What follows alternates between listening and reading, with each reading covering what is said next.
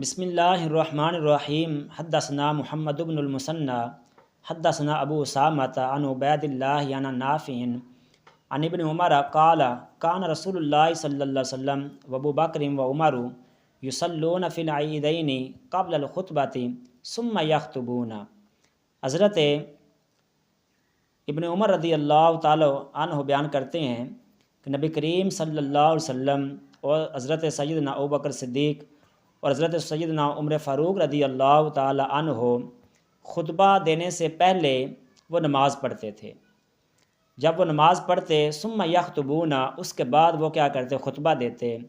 اور اس کے مطابق حضرت جابر سے بھی حدیث مروی ہیں، حضرت ابن عباس سے مروی ہیں، اور امام ترمذی فرماتے ہیں کہ حدیث ابن عمر حدیث حسن صحیح، جو ابن عمر کی حدیث مبارکہ ہے وہ حسن صحیح ہے۔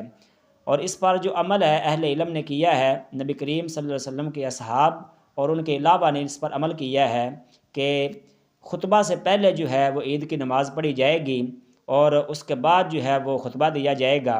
اور یہ بھی کہا جاتا ہے کہ جس نے سب سے پہلے نماز سے پہلے خطبہ دیا وہ مروان بن حکم ہے۔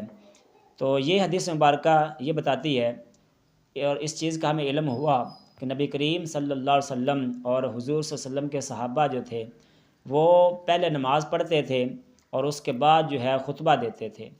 تو یہ عمل جو ہے اہل علم نے بھی کیا، صحابہ نے بھی کیا۔ اور جمعہ اور عید میں یہی فرق ہے، عید کی نماز کا جو خطبہ ہے وہ بعد میں کیا جاتا ہے اور نماز پہلے پڑھی جاتی ہے، اور جمعہ کے اندر کیا ہوتا ہے؟ خطبہ پہلے پڑھا جاتا ہے، نماز جو ہے وہ بعد میں پڑھی جاتی ہے۔ تو اس وجہ سے یہ فرق ہے۔